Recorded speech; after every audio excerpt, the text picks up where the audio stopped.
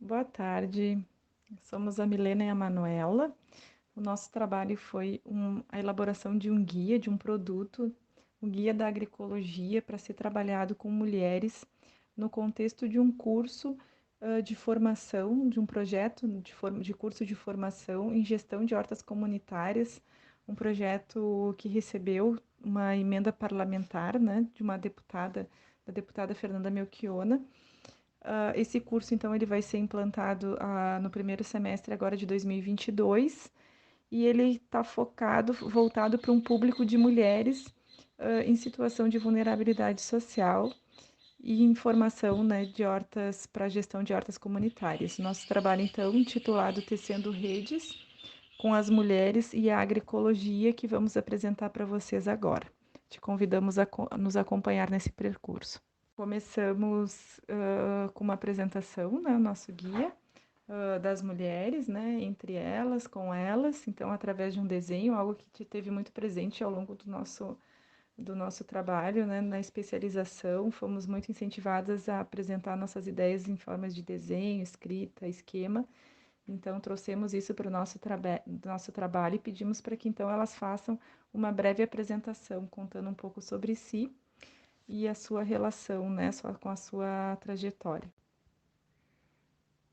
Convidamos as leitoras, então, a conhecer a agroecologia, entendendo a agroecologia como uma prática baseada em saberes que buscam reconectar as pessoas ao ato de plantar alimentos de forma saudável e, sobretudo, com o menor impacto possível sobre os ecossistemas, entendendo a agroecologia também como um resgate dos saberes dos povos originários e tradicionais, dos camponeses, que encontraram na agricultura um caminho para o desenvolvimento comunitário em equilíbrio com a natureza, uma agroecologia onde mulheres, homens, crianças, jovens, idosas, plantas, animais, as coisas, todos os elementos da natureza compondo um único plano de ação que são complementares entre si e interligados e interdependentes.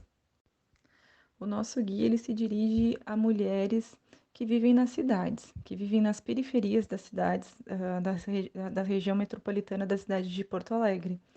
Então, nós propomos fazer uma reflexão sobre isso, sobre esse lugar de vivência, de experiências de moradia dessas mulheres, né? Então, a gente faz essa provocação, né, dizendo que as cidades elas só crescem, são prédios, asfaltos, carros, né, que se movimentam para todos os lados e um dia consegue ter acesso a um pedaço de terra para cultivar o alimento, instigando as mulheres a fazer uma reflexão. Apesar desse estilo de vida urbano, muitas de nós trazemos na memória lembranças de tempos passados que, se não nós, as nossas mães, as nossas avós, tias, cuidavam da horta, que proviam alimento, cultivavam ervas que se transformavam muitas vezes em infusões, chás, xaropes para o cuidado dos seus familiares, amigas e vizinhança. Então, nós sugerimos recuperar as memórias e perguntamos: você lembra qual foi a última vez que colocou a mão na terra para plantar? O que pôde colher alguma fruta ou alimento? E pedimos então que as mulheres registrem aqui essa experiência, nesse resgate das memórias vividas e nessa relação, né, com a terra e com os alimentos. Trazemos então um poema da Cora Coralina, Todas as Vidas, que é um convite para nos encontrarmos com todas as outras, todas as mulheres que vieram antes de mim e que estão em mim, que me constituem. Então, o poema, ele diz assim: vive dentro de mim uma cabocla velha, de mal olhado, acocorada ao pé do borralho, olhando para o fogo. Benze quebranto, bota feitiço, ogum, orixá, macumba, terreiro, ogã, pai de santo. Vive dentro de mim a lavadeira do Rio Velho, seu cheiro gostoso d'água e sabão, rodilha de pano, trouxa de roupa, pedra de anil, sua cora verde de São Caetano. Vive dentro de mim a mulher cozinheira, pimenta e cebola, quitute bem feito, panela de barro, taipa de lenha, cozinha antiga, toda pretinha, bem cacheada de picumã, pedra pontuda, com um buco de coco, pisando alho-sal. Vive dentro de mim a mulher do povo, bem proletária, bem linguaruda, desabusada, sem preconceitos, de casca grossa, de chinelinha e filharada. Vive dentro de mim a mulher roceira, enxerto da terra, meio casmurra, trabalhadeira, madrugadeira, analfabeta de pé no chão, bem parideira, bem criadeira, seus 12 filhos, seus 20 netos. Vive dentro de mim a mulher da vida, minha irmãzinha, tão desprezada, tão murmurada, fingindo alegre seu triste fado. Todas as vidas dentro de mim, na minha vida, a vida mera das obscuras. Cora Coralina.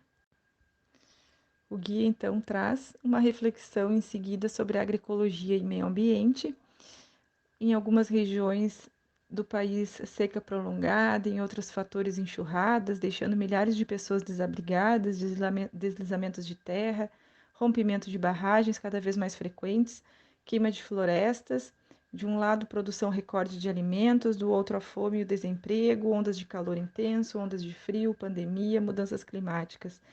E a gente pergunta: já reparou quem são as pessoas mais afetadas quando ocorre algum desses eventos? Já parou para pensar o quanto esses eventos afetam de modo diferente quem mora na periferia e quem mora nos centros urbanos? E seguimos fazendo essa indagação e pedimos que a gente se una para fazer uma reflexão. Qual a importância do poder público nessas catástrofes e nessas transformações climáticas? O quanto nós estamos implicadas nisso e o quanto isso nos afeta? Fizemos também uma reflexão sobre racismo ambiental, tentando pensar um pouco quem são as pessoas que vivem na periferia, como essas pessoas são afetadas de forma mais profunda e mais negativa por todas essas alterações climáticas produzidas atualmente. As práticas em agroecologia. Começamos então pela compostagem, buscando resgatar a compostagem como uma prática utilizada na agroecologia, desenvolvida a partir da observação dos processos de decomposição dos elementos da natureza, uma técnica que foi e é muito utilizada por camponesas e camponeses em diferentes culturas para restituir os nutrientes naturais do solo, e sugerimos então que as mulheres coletem informações sobre esse processo de compostagem e que registrem no guia. Com a Fabi, aprendemos que um solo exposto é uma ferida aberta. Então, trazemos muito forte essa ideia de que o cuidado com o solo na agroecologia é tão importante quanto o cuidado de si. O solo é o berço onde brotam as sementes. Um solo sem cuidado é um solo sem vida. Através da compostagem, a gente pode dispor de nutrientes naturais que devolvem ao solo o vigor necessário para alimentar as sementes e as mudas que nele plantamos. Tentamos trazer também esse conhecimento sobre a biocenose do solo que aprendemos através da Ana Primavera nas primeiras semanas de aula. A biocenose entendida como um nome científico dado ao conjunto das populações que coexistem em determinada região. Os membros dessa comunidade interagem tanto entre si como com o ambiente ao seu redor. Essa interação da biocenose com seu biótipo forma um ecossistema. Quem melhor analisou a relação entre a biocenose do solo e a produção vegetal de alimentos na agroecologia foi uma mulher chamada Ana Primavera, que tanto entramos em contato ao longo do nosso curso. Nessa parte, sugerimos uma leitura conjunta do texto Agricultura da Não Violência, tentando problematizar os referenciais trazidos pela Ana Primavera para pensarmos a agroecologia. Cuidando do solo, cuidando das outras, cuidando de si. O cuidado com o solo pode ser visto como a base da agroecologia, mas também podemos pensar outras formas de cuidado. Aqui pedimos que se registre essas outras formas que envolvem o cuidado em nossas vivências cotidianas e quais as sensações e as lembranças que nos vêm à mente quando pensamos no cuidado. A agroecologia e o direito à terra. Aqui nós propomos uma reflexão sobre o quanto a terra, apesar de ser um direito, ela passou por um processo de apropriação privada desse bem e quantas pessoas foram sendo reduzidas e expropriadas desse pertencimento. Muitas famílias nunca chegaram a ter acesso à terra, vivendo como exploradas ao longo de todo um processo colonial e também no pós-colonial. Uma triste realidade cujas consequências sofremos até os dias de hoje. Sem ter acesso à terra e possibilidade de fazer agricultura ao longo dos anos, as pessoas então vão se deslocando para as cidades em busca de novos meios de sobrevivência. Já parou para pensar? Se nós não plantamos nosso alimento, quem planta aquilo que comemos? Como e por quem um alimento que chega à nossa mesa é produzido hoje? Propomos então uma reflexão sobre a luta pelo direito à terra. Trazemos um pouquinho a reflexão sobre a reforma agrária, o sentido da reforma agrária e o papel dos movimentos sociais do campo e da cidade nesse processo de redistribuição da terra no Brasil. Pensando a reforma agrária como um caminho para a justiça a favor daquelas e daqueles que foram expropriados do seu direito à terra, ao mesmo tempo buscando reparar as usurpações de terras realizadas ilegalmente através de grilagens pelas elites agrárias, que se apoderaram das esferas públicas em benefício próprio. Propomos então uma reflexão. Vamos conversar sobre a importância do direito à terra no Brasil, partindo do que refletimos até aqui, quais são os principais fatores que tornam urgente o direito à terra no Brasil. O nosso guia então se encaminha para a prática, botando a mão na terra. Então, considerando os ensinamentos propostos por Paulo Freire, que diz não haver saberes mais ou saberes menos, há saberes diferentes, a gente parte da premissa de uma construção coletiva e de um compartilhamento de experiências.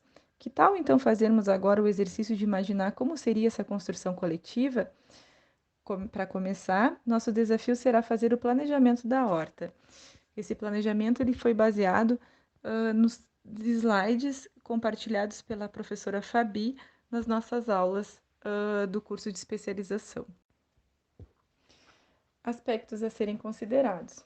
Propomos, então, fazermos um levantamento sobre os aspectos humanos e socioeconômicos, quais os objetivos, desejos e vontades que temos para elaborar uma horta coletiva, disponibilidade de trabalhadoras, quem vai trabalhar, quem vai cuidar do lugar, qual o acesso a conhecimentos e assistência técnica, a organização social, há interesse em acessar mercados, produtos in natura ou beneficiados, como será o escoamento da produção?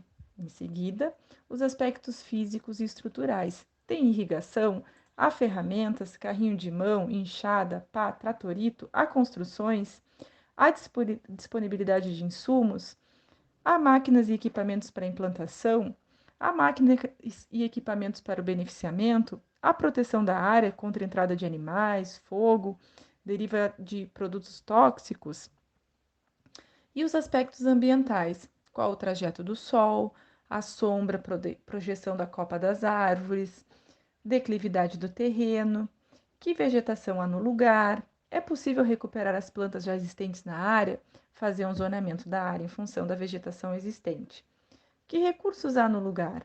Matéria orgânica, folhas, madeira, fonte de muda, sementes. Há disponibilidade de matéria orgânica? O solo, a cobertura, presença ou não de vida no solo, cheiro, cor, textura, drenagem. Há lixo no lugar? Há postes ou fio elétricos? Vamos registrar o que construímos ao longo dessa caminhada? Sugerimos então que em formato de texto, desenho ou outro da nossa escolha, que a gente possa registrar qual esse caminho de construção desse trabalho coletivo e conjunto que vai ter um impacto bastante propositivo nos territórios de vivências dessas mulheres. Trazemos em cada registro, em cada parte desse trabalho, os ensinamentos que entramos em contato no curso de especialização. Por fim, agradecemos a Mauricéia por ter topado nos orientar, por ter tido uma paciência com os nossos ritmos, os nossos tempos. Gratidão pelos momentos de compartilhamento e por todas as orientações e acréscimos que fez em nosso trabalho. Nossa gratidão.